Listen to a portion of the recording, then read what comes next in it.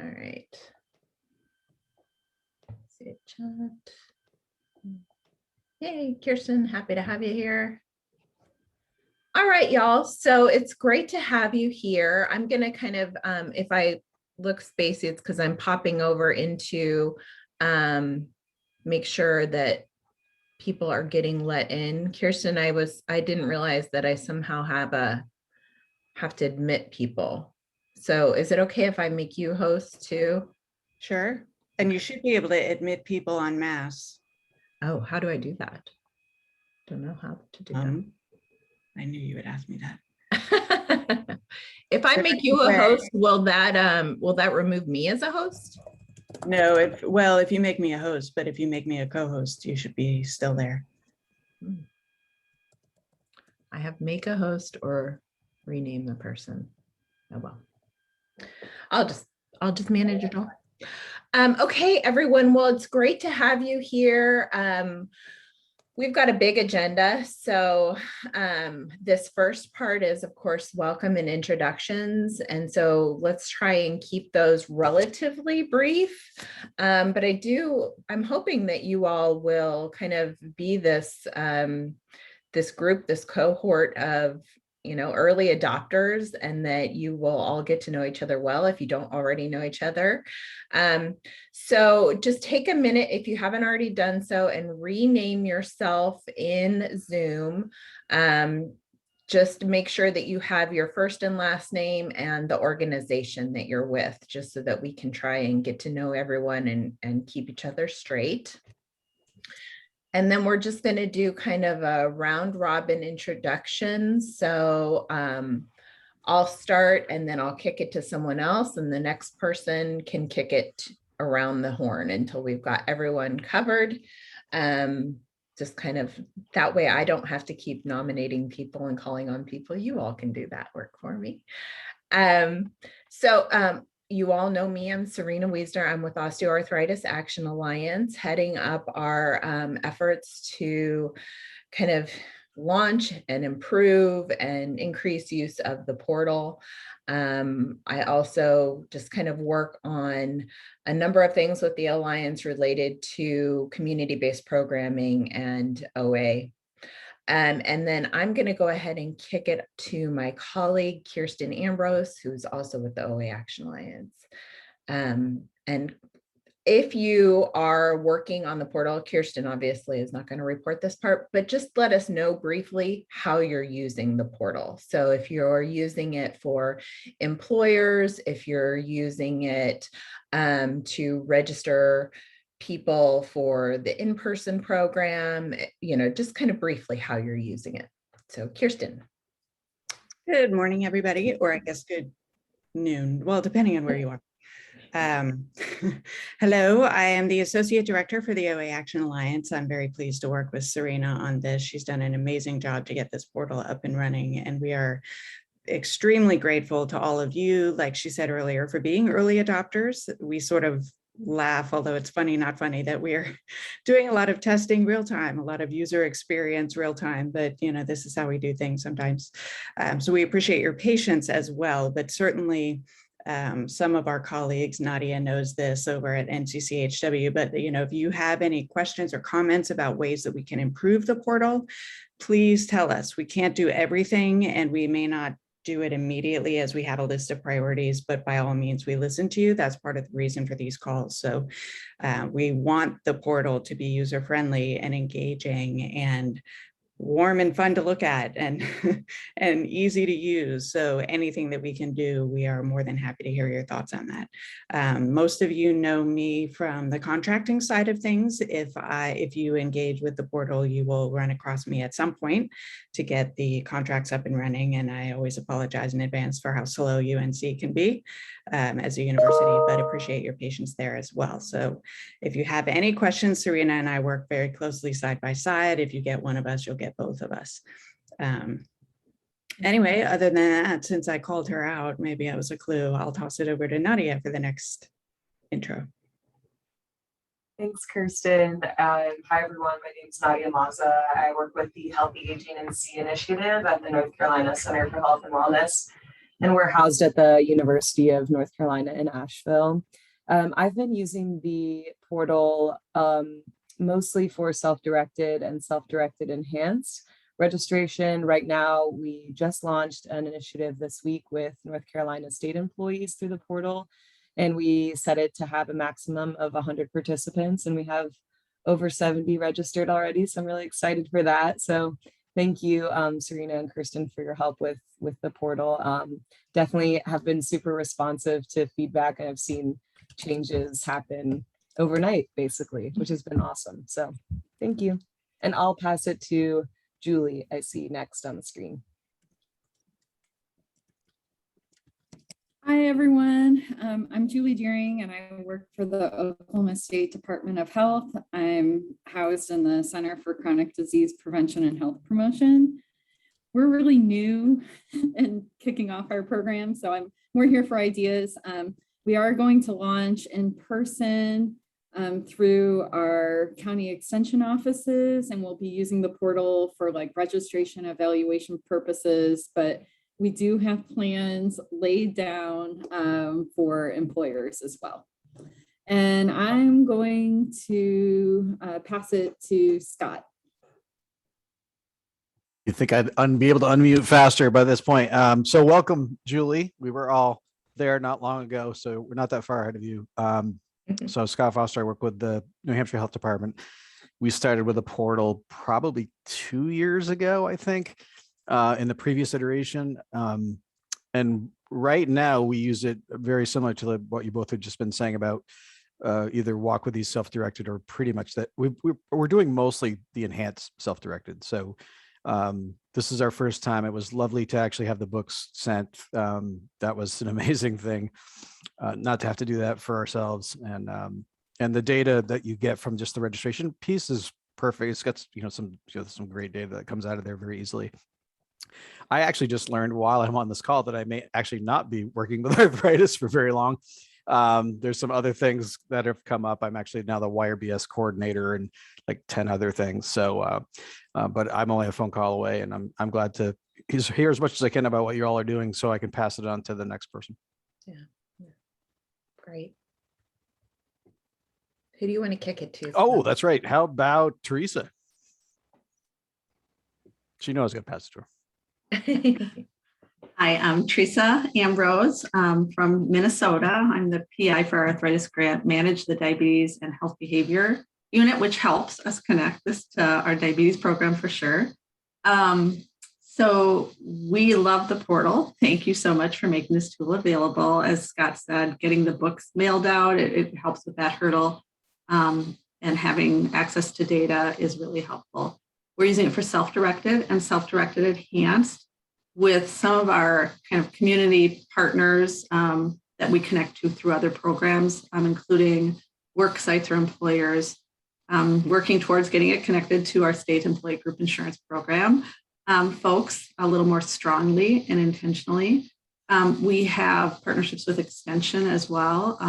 So all of these partners can use it in the enhanced model, many of them are, and community-based organizations, which we've done some collaboration building with our community-based organizations to deliver the program in different formats. And for those without strong registration systems, it gives them a lot of flexibility for getting the program delivered. So thanks. Mm-hmm. I'll pass it off to, let me see, did we hear from Justin? Hello, my name is Justin, and I am a PhD student at Iowa State University right now. And we've been utilizing the portal for not even a year yet. And we have a couple different projects that we're working on. One is within the community, and then I'm also utilizing it within work sites, so with employees. I will pass it on to Caitlin. Have you shared? Hi. Good afternoon. This is Caitlin Gurney. I'm the intervention coordinator at the New York State Department of Health Arthritis Program, and I work with Katie Potestio and Sherry Rowanaz. They are both on the phone right now, and we use the portal for primarily self-directed, and we've also done a self-directed enhanced program using the portal. And I will turn it over to Katie if you want to share a little more information as well. Hi, everyone. This is Katie Podestio. I'm the Arthritis Program Manager in New York. And like Caitlin said, we have primarily been using it for the self-directed program. We just launched in March. And this spring, we did a social media campaign in 6 target counties in New York. So we were really trying to reach individuals with arthritis in those areas to make this program available to them.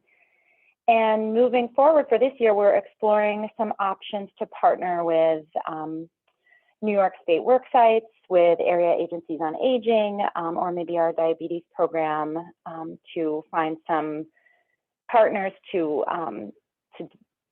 that are interested in delivering more of the self-directed enhanced program using the portal. So we're still in kind of our planning phases for that.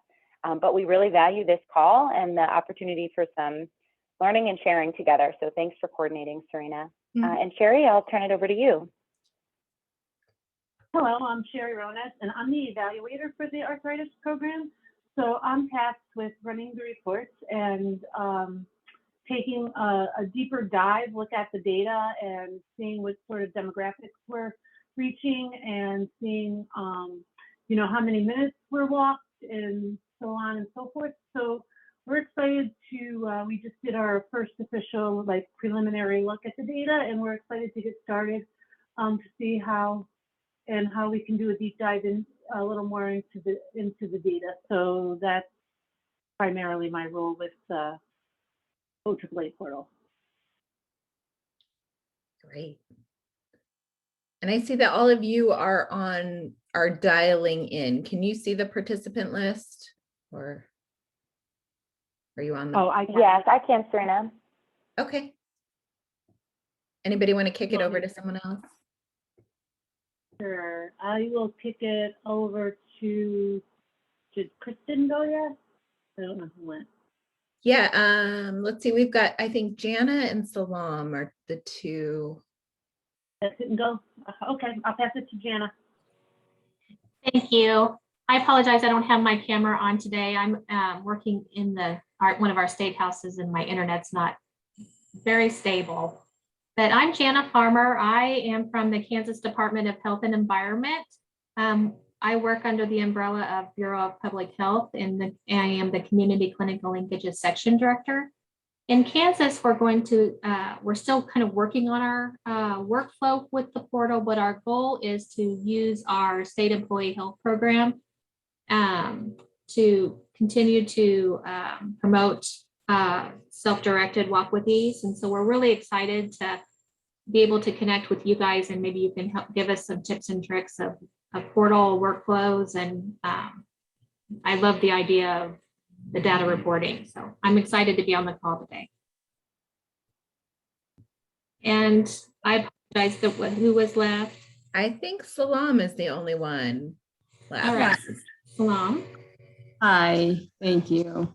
My name is Salam Talahoun, and sorry, that's my dog.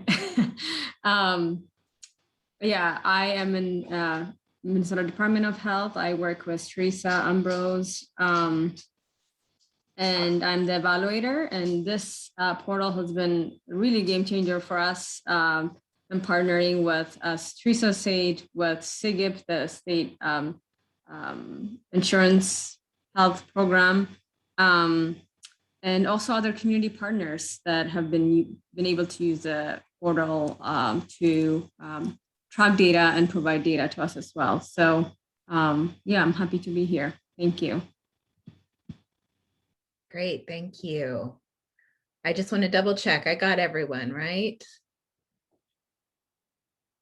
Didn't miss anyone? Okay.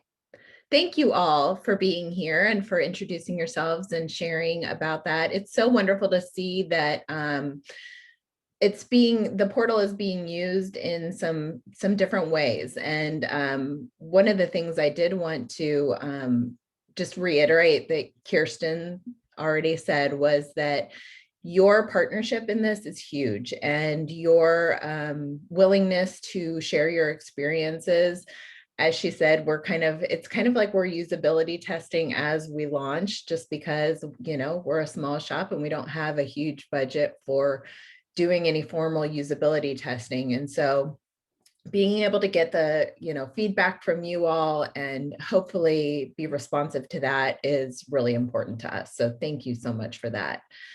I'm going to go ahead and jump into announcements. I want to make sure that we have quite a bit of time for sharing from your perspective, because you all are the ones who are really knee deep in getting this out there and using it for your various different projects.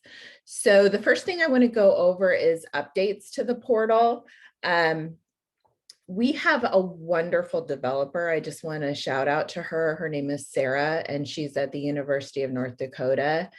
And so when we hear things from you all, I immediately get in touch with Sarah and try and kind of troubleshoot and see how quickly we can get those kind of changes and things done to the portal to make them as user-friendly and intuitive as possible, and to hopefully make them make the portal more engaging for participants.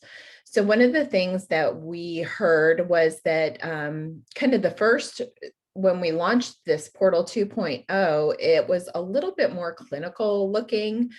For those of you who were part of Portal 1.0, there were kind of the flow of it was much different. It had like a welcome picture, and it went kind of question by question. And it seemed to be maybe a little bit more inviting for some participants. So one of the things that we did was to add pictures to increase, and we also increased the font size to just try and make it look a little bit more welcoming. I'm going to actually flip over to the portal so that you can see, for those of you who haven't logged in as a participant, kind of what it looks like now. So we've made the font size bigger throughout. We've added a picture to each page. Let me go ahead and log in as as a participant so you can see this. So there's a picture on each week. The font sizes are all bigger, hopefully easier for people to read and see. You can just see as we go through, we're just trying to have, a diverse population shown in the pictures, reflected in the pictures, people walking by themselves, people walking together. We do have, people using walking poles in this picture. So it's just trying to make sure that it's reflective of some of the things that might be going on in the community. Any questions or comments about the pictures? Hopefully it makes it a little bit friendlier, gives a little bit of a more welcoming vibe. The other thing that I wanted to point out is that the University of Missouri Cooperative Extension did some audio recordings of the lecturettes that are delivered during the group Walk With Ease program. And they were wonderful enough to share those audio lecturettes with us. So now they are incorporated into the portal so that people can click on the lecturette and it will open up the recording into YouTube. Our next step, hopefully, with this is to be able to make kind of an engaging video that pulls out some of the highlighted verbiage as it's being read. Right now, it's just kind of a static screen, but people can, listen to it through their smartphone. It's something that they can listen to while they're driving in the car or that kind of thing. They go along with kind of the chapters. So the lecturettes, I think, only go through week 3. For some reason, my computer is being really slow today. But those lecturettes just correspond with where it's recommended to read the chapters 1, 2, 3, etc. Any comments or questions about that? Hey, Serena, I put this in the chat, but I'll just ask if we can find those YouTube audio lecturettes on online outside of the portal, or if they're only accessible through the portal. Right. So we got them approved to put in the portal. I can certainly circle back with them to see if it's okay to make them kind of public knowledge. I would need to check in with Nick too at Arthritis Foundation, but I think that's a great idea. Yeah. Okay, great. Thank you. Mm-hmm. Just gotta click back and remind myself what else. This is changing fast and furious, so I want to make sure that I cover everything. So one of the other things that we really debated on was the ability, was the ability for participants to start over. And Sarah might be actually doing some updating right now. So it looks like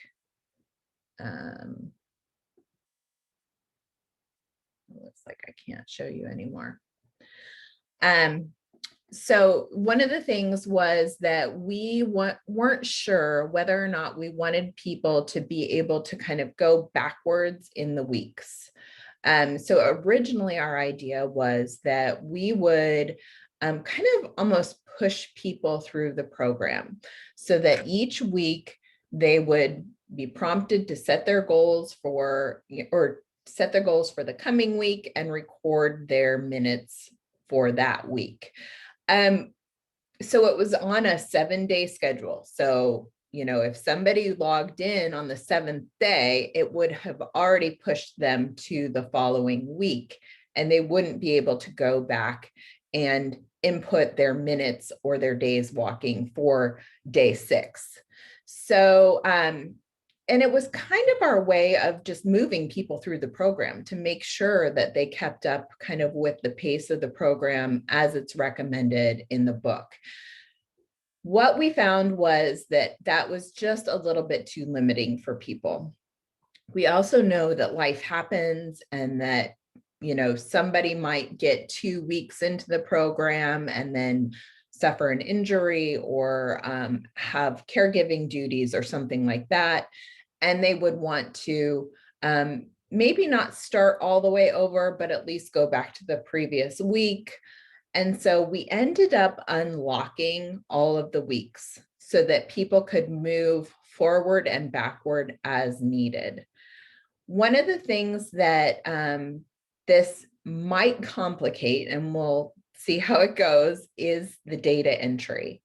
If people do enter data around their walking at the, week 2 and 3, and then they take a couple weeks off and they want to start all over. So then they're entering data for week 1, 2, and 3 again.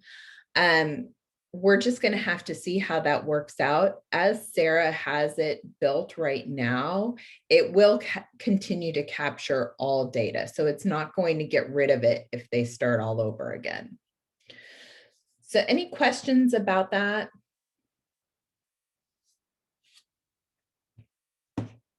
Or comments? Okay. Well, we'll, as you hear about that from participants or from any of your partners, just let us know how that seems to be going. And we can always kind of rethink how that unfolds in the future. So some coming soon things, and I do want to let you know that I capture all your comments and as I mentioned, work with Sarah to try and get them implemented as quickly as possible. So if it's something easy like adding pictures, she can do that relatively quickly. If it's something like adding a new report or kind of changing the flow of the system, then it might take a little bit longer. But we have a huge ongoing punch list that we just continue to work on with Sarah. So some of the kind of really quick to come, coming soon items are a welcome or an introduction video. So I put the link in the agenda, so feel free to go ahead and view that on YouTube. Basically, this is going to be a video that is on that welcome screen, that very first screen where they're creating an account. This is going to, we hope, just help explain why the portal is what it is and how it's asking people to register, because we know that when somebody is asked to provide, you know, their address and create a password, it might be a little bit scary for some people. So that video hopefully just helps to communicate a little more clearly why we're doing that. There's going to be another video kind of after the registration process to describe for the participants how and why to actually log in on a regular basis. So that's kind of like the next iteration of video. Right now, as you all know, so I'm moving on to this preview part. When people complete the registration, then they are taken to a screen that basically provides next steps. And this is kind of where their portal will kind of be in a holding pattern until they click on a button at the bottom of the screen that says, I received my book.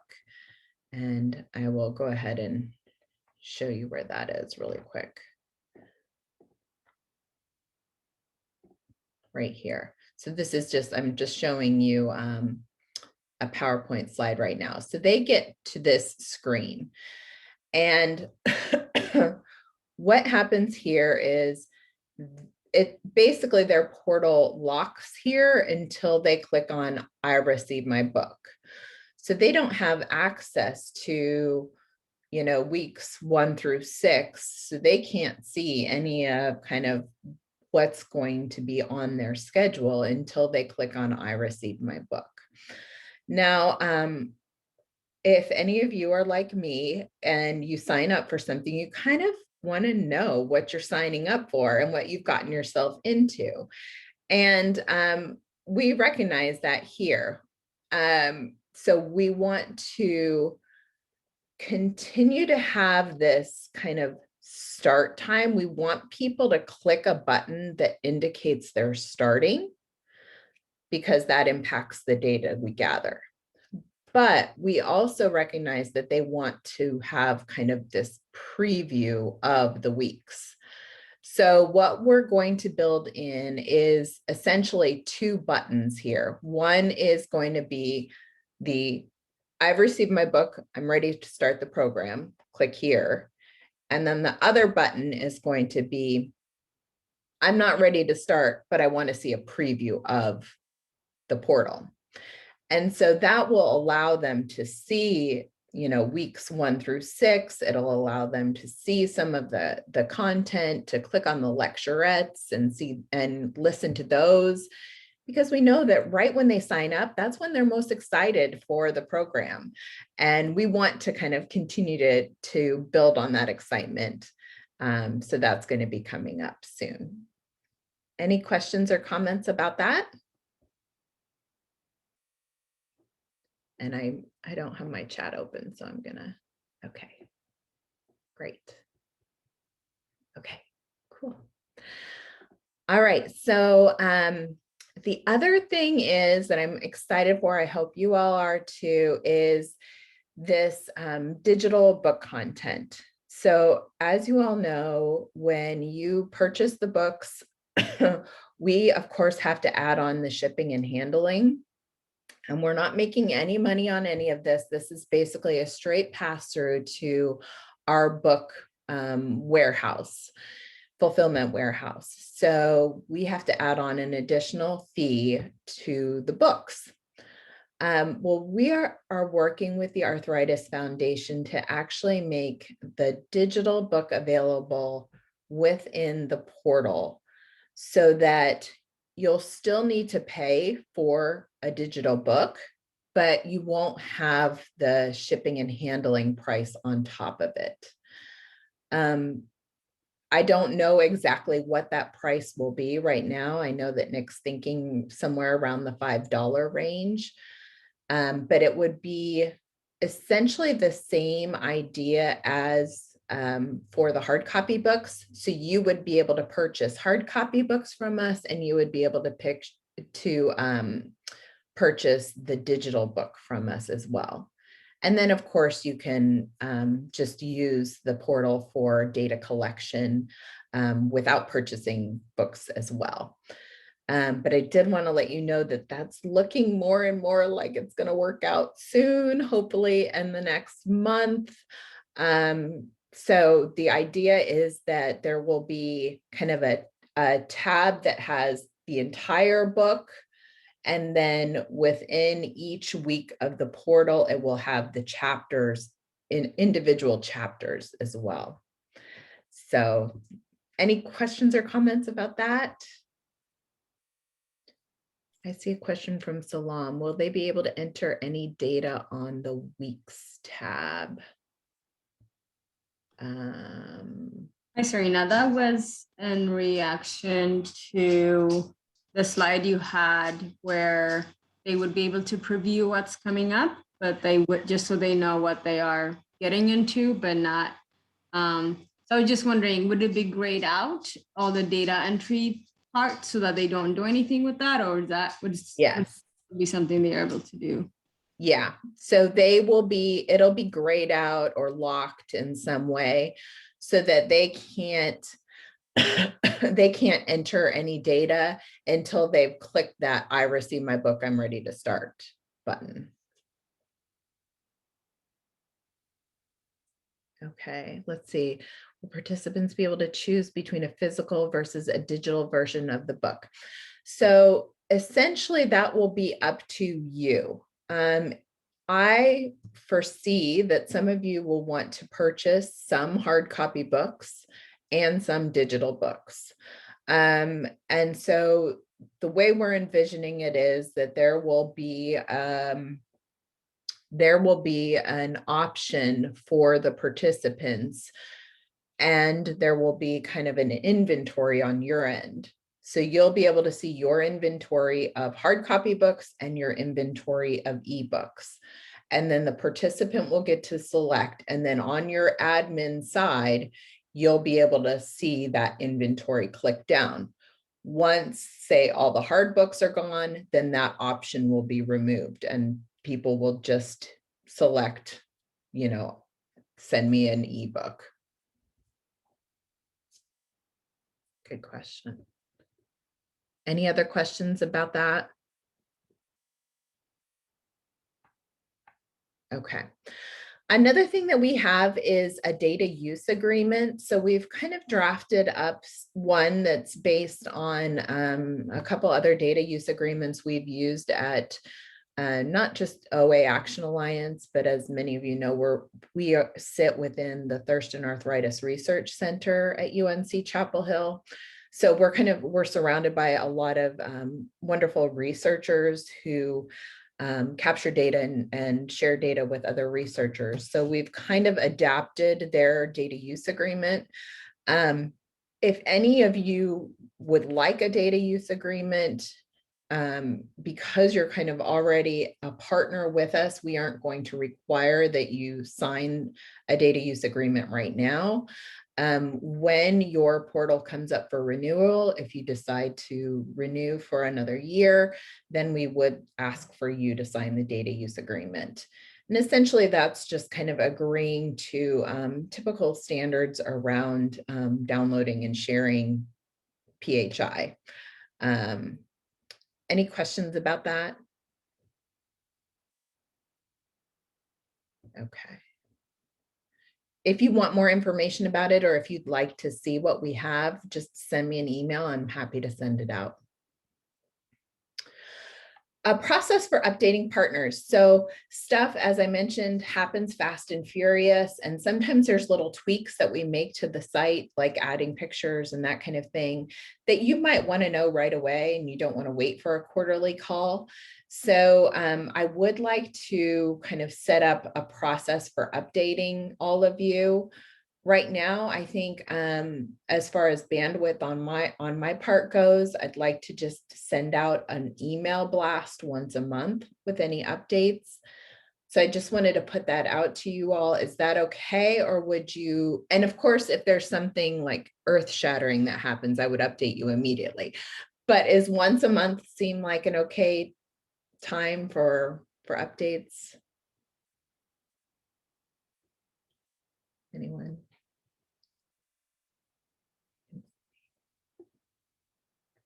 See a couple. I mean, I was hoping for daily updates, but you know, we'll go with monthly. It's okay. Yeah, Scott, You know, you have other things see to my do. name in your inbox. Yay! What does Serena have for me? All right. Okay, great. Well, I will start kind of putting that together, and probably, you know, the first week of each month, we'll send you an update.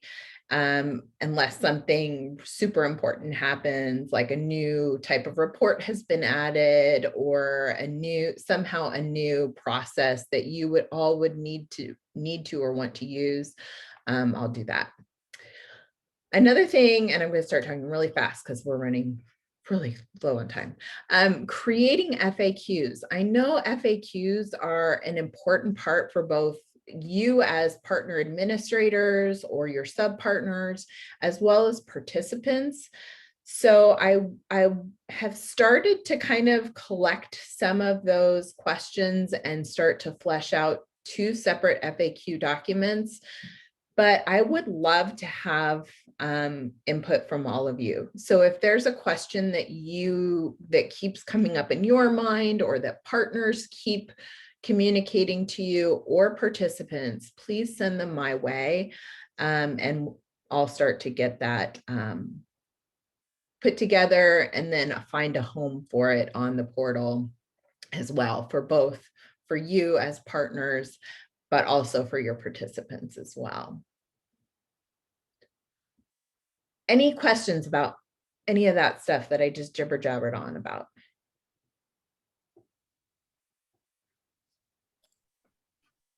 Hey, Serena, it's Nadia again. Yeah.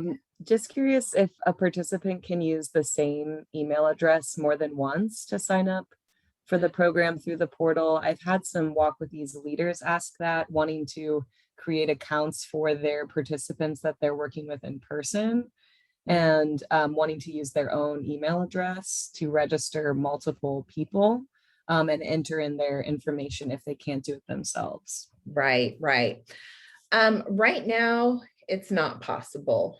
I will get with Sarah and ask if there is a way. I know that some people will like do a fake email address, like a ymail.com instead of gmail.com. And, you know, I mean, but to have, if one person is signing up multiple people, I would suggest that they try and get the email from the participant if possible.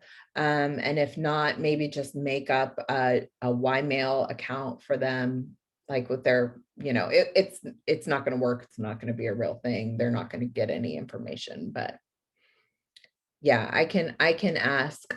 One of the things that we were thinking about, because we do know that people may want to register multiple times. But right now, the way we have it set up is that they can just start over, you know, like I was saying earlier, that they would just be able to log in and kind of restart the program if they wanted to. If they try and register again with the same email, it'll just give them a trigger that says there's already an account with that email. So, yeah.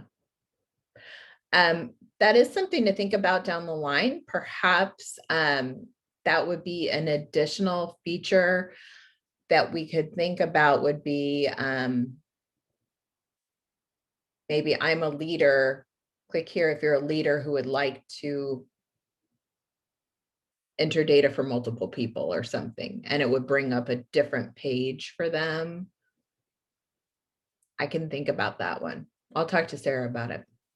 Okay, awesome. Thank you. I like the idea too about them just either finding out who the participant's email address or making up one for them. That's helpful.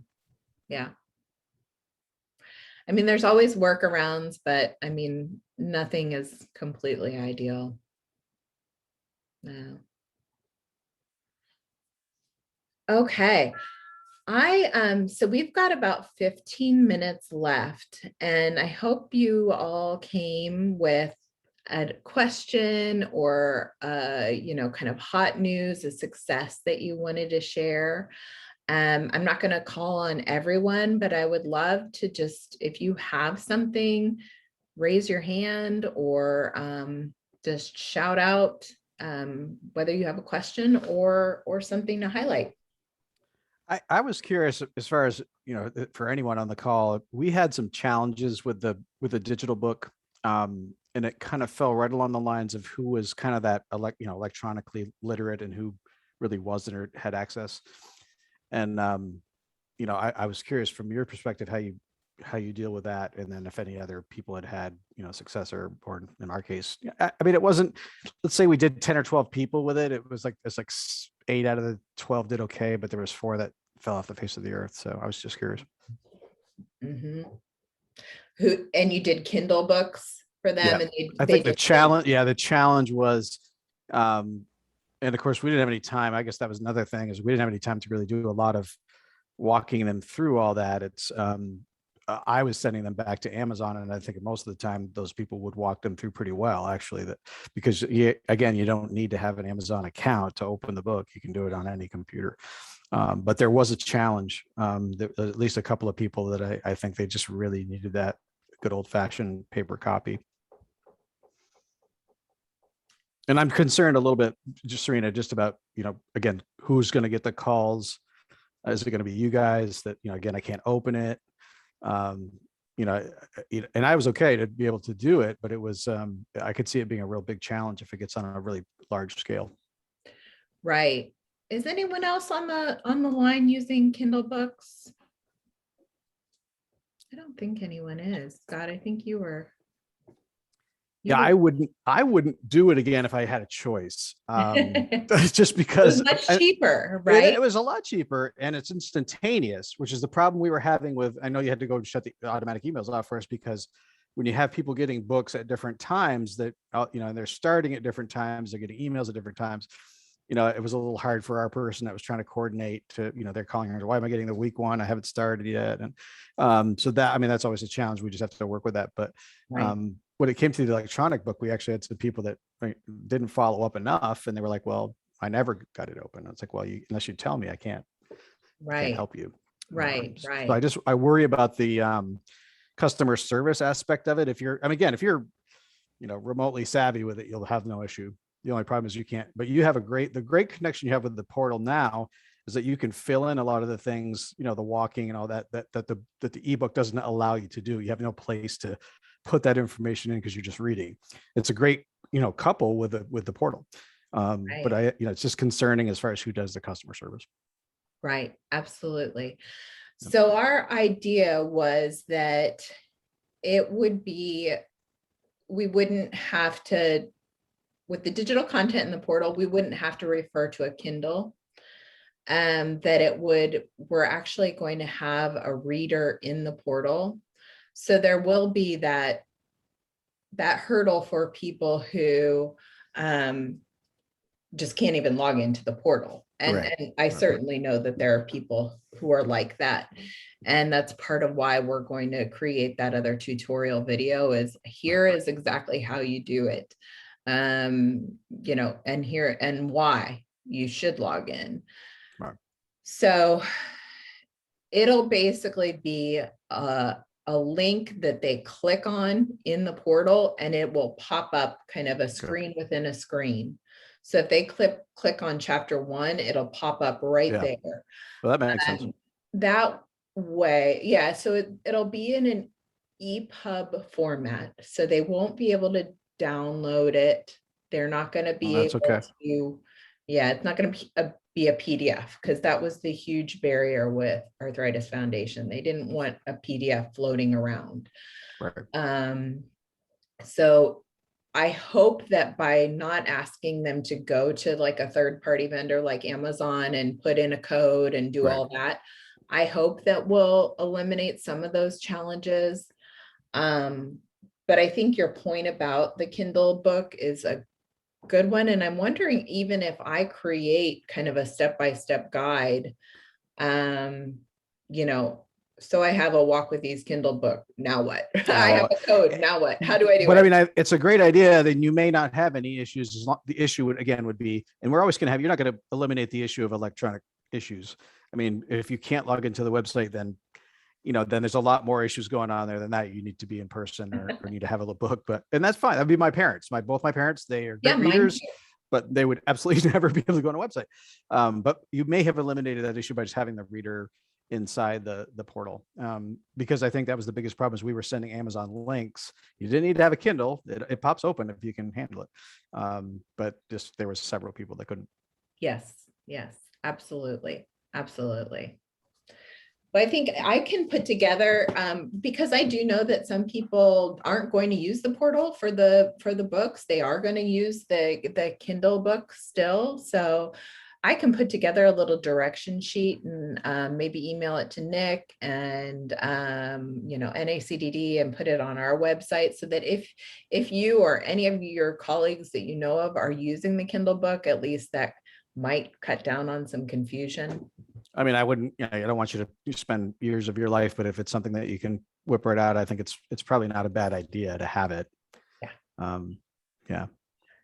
I mean, ultimately my goal is to get the program into as many hands as possible. So. Of course. And I will say, I mean, you're exactly right. The $6 charge is a lot different, and it's instantaneous. And that's what we kept thinking. It took us a while. You can only buy, at the time I was doing it from Amazon, you could only buy like 30 of them at a time. So you had to do like multiple purchases. So that was kind of a pain in the butt, which you're alleviating that too. But we were sending links, and that was kind of weird, but this sounds like it could be an exciting way to do it. Yeah, I hope so. I hope it works well. We'll see. You guys are all our testers. What else? Anyone having a huge success? I feel like I need to call on New York, because they had so many people register within like a month's period. Do any of the New York people want to just share what a success that was? Because I don't know if you have gone back and analyzed any of your messaging campaigns or how you did it, but it was really amazing. Yeah, Serena, this is Katie.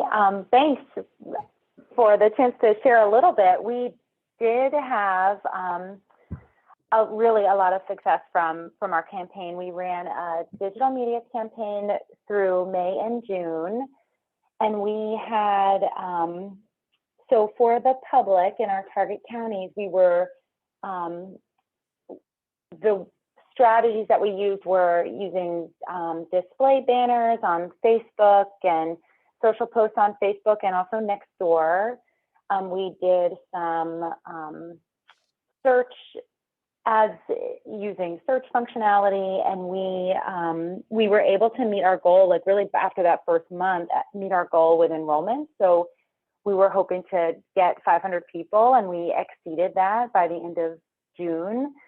So yeah, it was great, and we worked with our internal communications department to craft the messages and create the ads, like selecting images that were representative of the populations we were trying to reach, and make sure the images were really inclusive, showing people using a cane or in a wheelchair.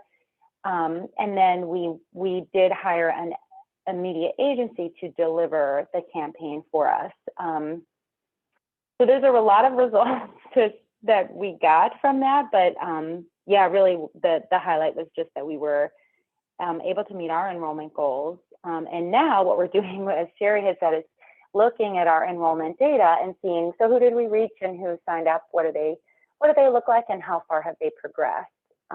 So Yeah. are there any specific questions that I could answer about the campaign that pop in anybody's mind, hearing a little bit about it?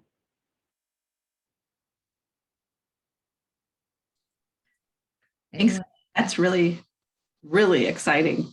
Great work. Did you offer any free books in that process or not? We're always kind of wondering when and how we can strategically do that with low-income populations. We did, yes. So we offered free books as part of that campaign. That was an important piece of the messaging for the ads too. And we used the examples of the OAAA and some of their messages and how they had really highlighted that incentive to sign up. So yeah, we did offer that at no cost. Thanks. And then I see a question from Nadia in the chat about sharing examples of digital media campaign, and I can, yeah, I'm happy to share that. We have just received those actually from the media agency, so I will see what I can pull together and then share via email so you get a sense of the look and feel of those materials and the messages. Sure. That would be great. Awesome.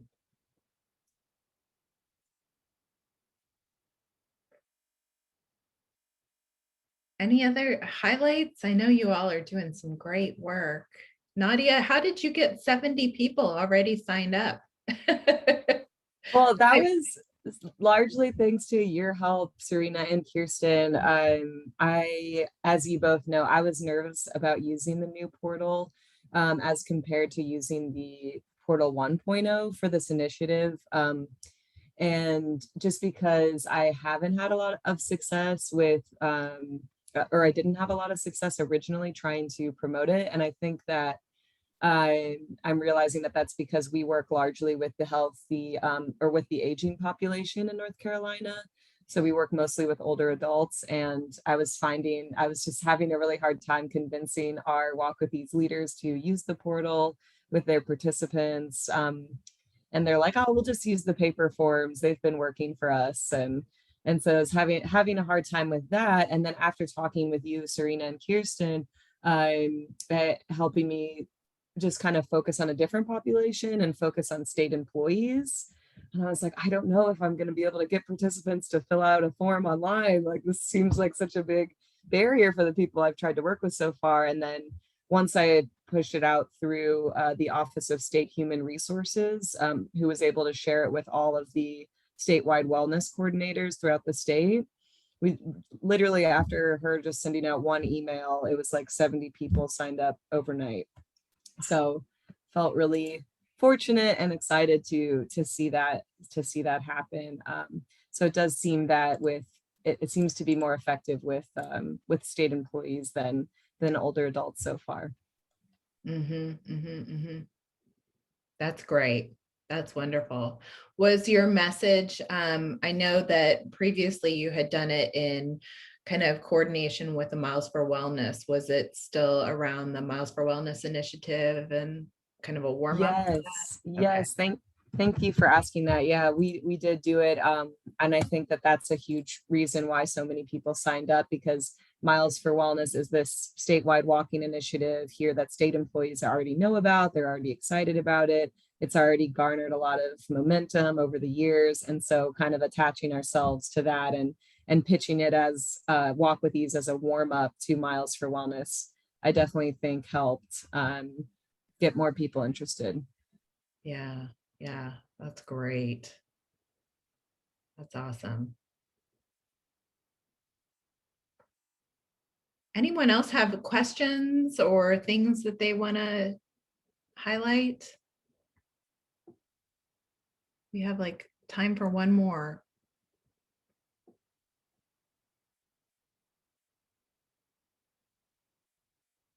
No. Going once, going twice. Okay. Well, I have kind of for the next quarter would be around November 15th. So again, a Monday at noon. I hope that works with everyone. Is that okay? That's not Victory Day for anyone or anything, right? Is that a holiday that I don't know about? Sometimes it is, and I apologize.